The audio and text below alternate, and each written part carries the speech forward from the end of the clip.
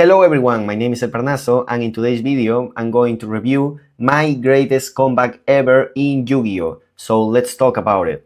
Don't forget to leave a like, to subscribe, and to share the channel with your people so we can grow. Because as you can see, in single tree, I lost a card of my hand because of the Rizal combo, and I didn't draw any hand traps, except Doral and Lockbeard, because it was my 6th card. And if it wasn't enough, my opponent just flipped anti-spell on my ass. So let's talk about it. Here, I'm trying to think and, trying to compose myself in this situation. Because, come on, a Yami Fiensmith with over 20 hand traps didn't draw anyone except Droll as a 6th card.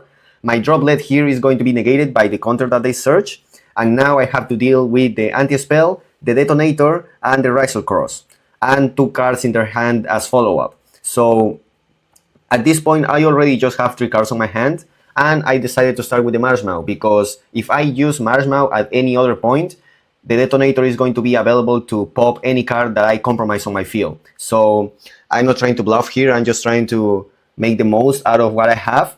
So here, even here, it was very important to me what link 1 I would start with to try to push for game, or try to push for actually have chances of winning. So after I'm trying to project myself on how I want to take these lines, I decided that Link Kuribo needs to be the first step, because my hand is full of just Yami monsters. So because I didn't compromise my normal summon, I can afford to use 2 of those Yami names to try to push the board and guarantee Link Kuribo in my graveyard. So I can just try to avoid another detonator's effect whenever that effect comes out, right? So Link Kuribo here is going to be very important to make as your first Link 1.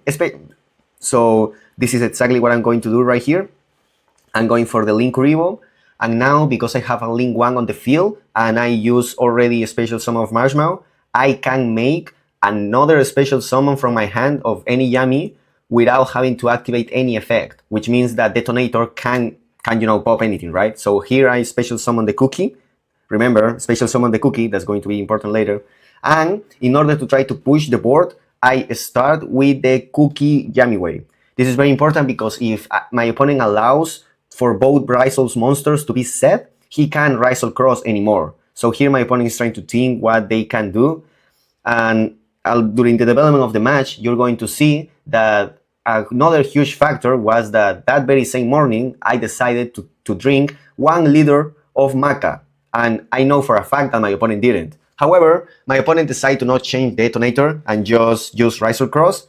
And now I'm just special summoning Yami Lollipop from my hand, right? So so here what I'm trying to see is, here I'm just trying to explain that you can use detonator right here, because Lollipop is not a special summon effect, right, that I need to declare. Now here I make the Yami Snatchy already to try to put a field spell here, because if they try to use detonator to pop the Snatchy, now I can bounce my Synchro and I can still have the balance of having 2 monsters on the field, right? Even though the Snatchy is going to get popped. So right now I'm just trying to see my options here and try to see if there's some kind of worthiness in trying to put the Lollipop Yami here on the field alongside the cookie. Because what I'm trying to do here is take care of all the materials detonator has, right? So my first big shot here is going to try to push for my opponent to believe that Yami Cookie is going to try to pop the detonator, right? Because remember that you only declare which of the 2 Yami effects are going to use at resolution, if it was revived by a synchro monster effect, right? Like in this case. So I'm just trying to force my opponent to make mistakes here, because I know that he didn't drink his maca and I did. So that's an advantage too, as I explained in my prior video, right? So because detonator still needs to get punished whenever they do any effect, I go directly for the cookie. And here I'm going to try to keep forcing my opponents to make mistakes, right? So here I just go with cookie targeting the detonator. My opponent decides to try to keep making my monsters to leave the field. This time he's going to use the second material in my Yami Marshmallow, right? So here I'm just trying to reconsider my options, because at the end of the day I'm trying to keep focus. And you need to remember that I put over 20 hand traps in my deck. I didn't draw any. My opponent drew anti-spell, and my 6th card was Droll and Lockbeard, so the human factor is real. Now, at the end, obviously, I just make Link Kuribo, and my opponent is keep using their detonators, And in this, because he's completely sure that Yummy Cookie is going to pop his detonator, so he's taking the luxury of using the last material, to pop the cookie, because he's thinking, well, the cookie is going to pop my detonator regardless, right? So I can still make Eclipse Wyvern, and I'm still going to have 2 other pops, and I win. However, because he decided to make that decision, as resolution, I just tell him that my cookie is just lowering 1000 attack to that detonator. And now the detonator got rid of, right? And now, because detonator pop one of my monsters, I tribute the Yummy Marshmallow for Linkuribo, but the Yummy Cookie got actually destroyed by a card effect from my opponent, in this case detonator. And now I don't have to worry about Rizal Cross nor detonator anymore, and because they are not disruptions anymore, I can deal with the anti-spell during the development of my lines. So here the cookie is going to activate it, which allowed me to generate the best Yummy ever, Capsy Yummy. But again, here I'm just trying to reconsider my options, trying to make sure that I understand everything that's happening right now and my projection is actually going to work. There's no time limit at this point, so I think that it's worth to take the time to make sure that everything is okay. And I'm declaring the Akruki, right? My opponent is just trying to see their options because they realized that the Eclipse was a misplay at this point. So he's trying to revive something anyways. He goes for the Flame, and I go for the Capsy Yummy. So here it's going to be weird at the beginning, but I'm going to add the Yummy Surprise, because the Yummy Surprise is going to be very necessary in order for me to have actual chances of winning. Yes, I know that the anti-spell is there, but my Akruki is there too, and Linkuribo is a Link 1, so I can already make a Synchro Summon of a Light Beast, therefore I can deal with the anti-spell. Therefore, obviously double checking just to be sure, I add the Yummy Surprise, and my immediate next play is to go for the Synchro, right? Because me using already a lot of names, I didn't see the worthiness on trying to push with the Yummy Capsy Wave. So also, I was just trying to double check my names in the graveyard to make sure of which special summons I already used, because my idea here is that because I can pop the anti-spell here, the 2 monsters that I'm going to revive with Lollipop Yummy Wave are going to be bounced eventually by my Yummy Surprise. So I really need to take care of choosing my names carefully.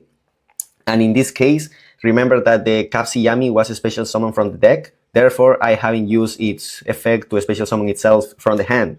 And because I started with a special summon Marshmallow, I still have not normal summon yet. So as long as I revive 2 level 1 Yummies, and one of those level 1 Yummies is the Capsy Yummy, I can bounce them with the quick spell, get rid of the bigger Rizal monsters, the bigger XYZ monsters here, and just keep cleaning the field, right?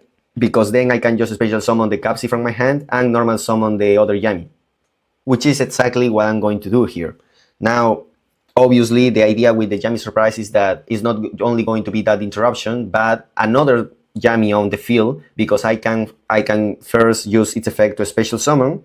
I can special summon the Yummy Marshmallow, as you can see here, and I'm going to recover the quick spell. And after recovering the quick spell, I'm going to make the bounce effect, because you can use all the surprises you want as long as there are each of the 3 different effects, right? So here I will say that maybe I made a misplay. I shouldn't have returned the Rizal detonator. I just didn't make enough good of a projection. Again, the human factor, I'm trying to control my emotions here of what's happening, or of how much bad luck I had for this duel. But still, I normal summon the cookie, I special summon the Capsy Wave. Another misplay here, maybe to try to prevent whatever those 2 cards in hand was, is that I shouldn't have special summon my Synchro here, because now I'm forced to use it for the Reproducus, because he has this Gagaga right there, right? So, two big misplays here actually. I always advise to see what else you could have done whenever you review your duels to try to get better yourself, right? And those 2 were clearly misplays from my part. However, you just need to go at this point and keep playing. So I still go for the line of the Reproducus. Now my opponent is just double checking. I'm going to make my Lollipop Yummy Way a Fiend, so I can go with the Fiendsmith lines. And here my idea is not OTKing anymore, because it was impossible with the scenario that I was given. So I'm just trying to make sure that he's not going to have any monsters on the field, that the Rizal cross is going to be dealt with, so I can avoid follow-up and the recursion of the Rizal cards and the +1 of drawing, and trying to make sure that I have one of my 2 engine circulations here. So obviously, because of how the Rizal card works, I didn't see how leaving anything Fiensmith related was going to be good enough against 2 cards in his hand that I don't know. So my end goal was to make sure that I have my Yami circulation after cleaning the field. So I'm just trying to go for the usual here with this idea on mind. Like, I'm trying to see how I can achieve that scenario. Now, because my Fiensmith card resolves, everything got just a little bit clearer for me, even though when at the moment I was just trying to make sure everything was okay and I wasn't letting my emotions get the best of me because of the drama in the scenario, right? Again, over 20 hand traps, only draw a Lockbeard as my sixth, so you know, what the fuck. So here I was just trying to make sure that making Desiree was better than the Lacrima and etc., which obviously was. So you can see that I use my 3 Fiensmith without using Fiensmith Engraver, because yes, sounds like kind of a waste, right? Not using Fiensmith Engraver in the graveyard, but at the end, you're not playing Yami Fiensmith to either play the Fiensmith or the Yamis. You're playing to win the game. So now I'm just dealing with one of the monsters thanks to how big of an attack Desiree has. And now my opponent only has 2 cards in their field, which means that I can do one of the best combos the Fiensmith cards can do, using Sequence and Desiree for SP Little Knight. This will guarantee that you are getting rid of 2 cards on the field, one by Desiree and the other one by SP Little Knight.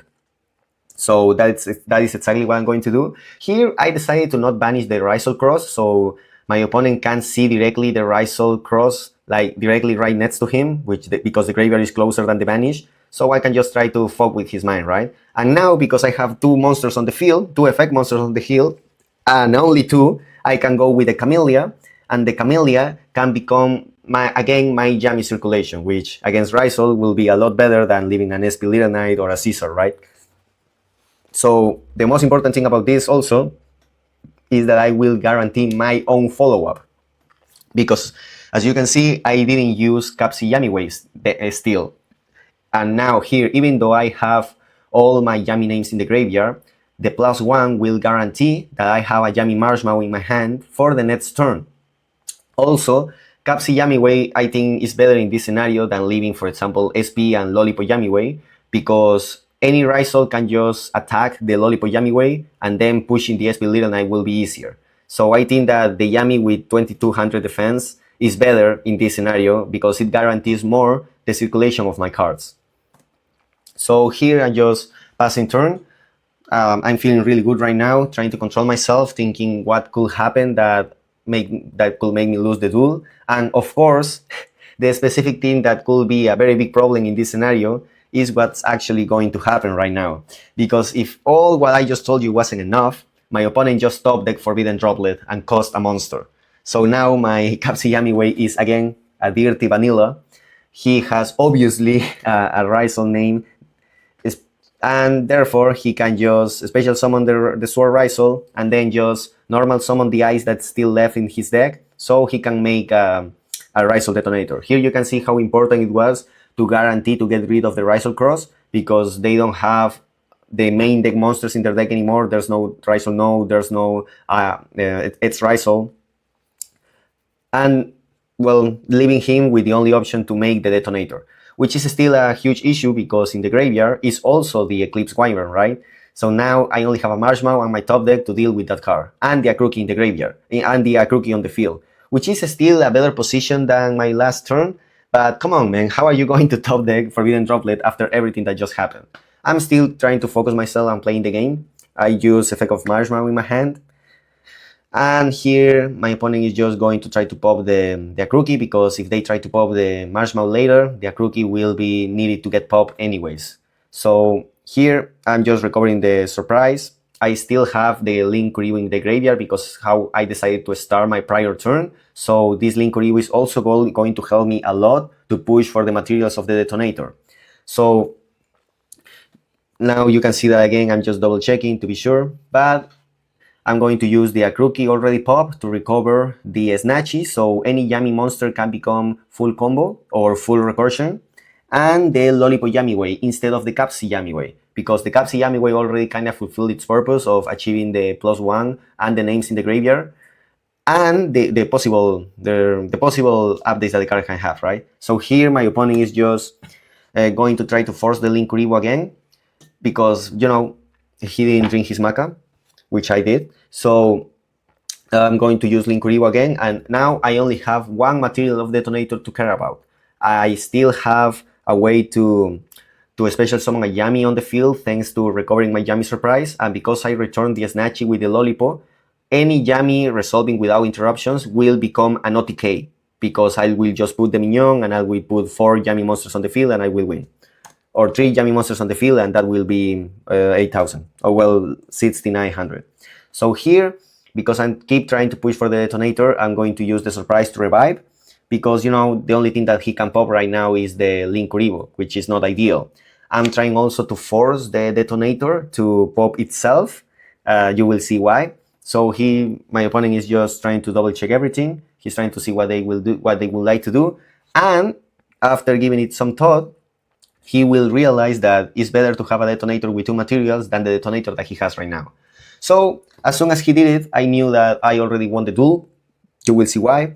I special summon any enemy. He will try to use Eclipse Wyvern, and I will just use my last draw of the game, the Ghost Bell. You see it right there. So I use Ghost Bell to negate the Eclipse Wyvern, and as I told you, any Yami name will become the OTK that I need, because now I'll just go with the Minion. The Minion will revive the Capsi already in the graveyard. Even though the Capsi can add the surprise, I can just add any Yami name that I need. I go for the Lollipop that I return to make even more Yami monsters on the field. I'll special summon the Capsi and I will win the duel. And literally virtually impossible duel to win. My opponent just did full Rizal combo, got rid of 1 card of my hand, draw the anti-spell, made a counter to negate my Forbidden Droplet, and I still could win the duel thanks to having 3 Yami names in my hand. I'm playing almost ideal, right? Because again, I think that I made some misplays still, like when I bounced the detonator. I think I should have stayed at detonator because he didn't have any materials anyways, and I could have banished it with the SP Little Knight. I think that would have been a lot better than what I eventually did. I shouldn't have special summoned the Lollipop Yami way in the extra monster zone, like below the extra monster zone. But even when you are making misplays and you are realizing those misplays, you need to still do the best that you can, and you need to put yourself in the best mental position to do it. That is why I share my secrets with you in my last video, and now I'm showcasing this so you can see directly the consequences of following those secrets. I didn't get myself mad, I didn't get myself depressed, I didn't get myself like, oh, Yu-Gi-Oh! And the bad luck is getting into me. I didn't do any of that, and I think that I didn't do that because I drank my maca, I eat my boiled eggs, and I do that in a daily consistent basis. And you can see how this is one of the rewards, especially when your opponent don't do it, because therefore your opponent will be more tired than you, will be less focused than you, thus they will likely make more misplays than you. And you can take advantage of that, because at the end of the day, we are human beings playing the game. Misplays are part of being a human being, because making mistakes is a part of being a human in your development of your life. The only thing that you can do is try to put yourself in the best position possible to avoid those human mistakes. Drinking your maca, eating healthy, avoiding ultra-processed food, sleeping well, you can see the results and you can see the excellent reward. So if you enjoyed this review, leave a like, leave a subscribe, share it with your people so the channel can grow, and I'll see you in another video. Bye bye.